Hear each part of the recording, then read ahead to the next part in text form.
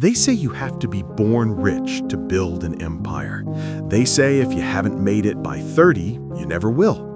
But what if the person mixing the cement for your house was actually the genius destined to design the city's skyline? Today, we are going to prove that your current location is not your final destination. Once upon a time, in the quiet, rain-swept village of Haworth, Yorkshire, there lived a boy named Scott. Scott didn't have a posh accent, and he certainly didn't have old money, but he had a vision. He dreamed of becoming an architect. But in Haworth, dreams were often washed away by the rain. His mates at the local pub would laugh, saying, "Scott, come off it! Lads like us lay the bricks, we don't draw them." Then life hit hard. Scott's father, a coal miner, fell gravely ill. The household bills piled up. The dream of university vanished. He had to leave school at 16. He took a job as a general laborer for O'Malley Construction, a small local firm. From the freezing winter mornings to the damp autumn evenings, Scott was invisible. Just another brickie mixing cement. He felt empty. He felt like a cog in a machine. But deep down, a small fire was still burning. Scott realized something profound. Real dreams are not built in comfort. They are built in struggle. While other laborers spent their tea breaks scrolling on their phones, Scott was watching.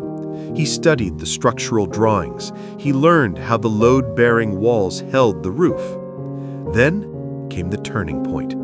O'Malley Construction was subcontracted for a massive project, the restoration of St. Jude's Church, a 250-year-old masterpiece in the town center that was falling into ruin. This wasn't just building, this was heritage. Scott became obsessed. He learned the ancient tricks of British stonemasonry, how to point limestone so it breathes, how to restore lead roofing, and how to respect the history of the building.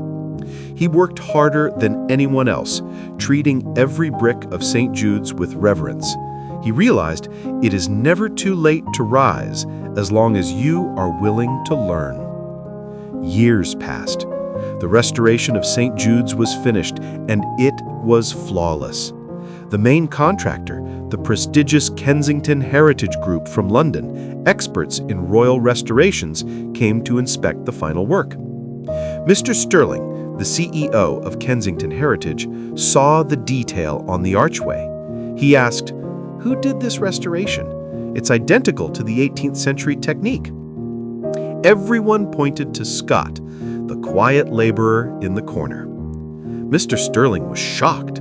He walked up to Scott and offered him a permanent job as a site manager. A high salary, a company car, stability. But Scott did something crazy. He looked the CEO in the eye and said, "No." The site went silent. Scott continued, "I am grateful, sir, but I don't want to just fix buildings. I want to understand them. I want to study architecture." Mr. Sterling smiled. He saw a reflection of his younger self in Scott's determination. He made a counteroffer. "We will sponsor you. You go to the USA, to Cornell University. You get that world-class degree, but when you finish, you come back and work for me." Scott agreed. He went to America. He studied while working part-time, never forgetting the cold rain of Yorkshire that made him tough. He graduated with honors and returned to the UK not as a laborer, but as an architect. He rejoined the Kensington Heritage Group in London, and immediately everything changed. Scott possessed a weapon no other architect had, the hybrid mind. While his colleagues were obsessed with computer models, Scott could look at a damp wall and feel the history in the mortar. He bridged the gap between the billionaire clients and the dusty bricklayers. He spoke both languages. Under his guidance, the company didn't just grow, it evolved.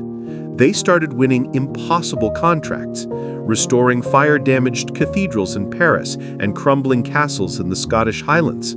They became the undisputed kings of restoration across Europe. 15 years of relentless excellence passed. The legendary Mr. Sterling finally announced his retirement. The board of directors gathered in the glass-walled conference room on the top floor. They didn't need to debate. There was no other candidate. The vote was unanimous. Scott, the boy from Haworth, who was mocked for his worn-out shoes, who carried heavy cement bags in the freezing Yorkshire rain, was now the CEO of the empire. He proved that success doesn't depend on what is in your pocket, but what is in your heart. So if you are feeling stuck today, remember Scott. Remember that the mud you are standing in right now might just be the material you need to build your castle. Don't stop, because the only difference between a dreamer and a CEO is that the CEO never quit. Subscribe to the Bright Side Stories for more inspiring stories.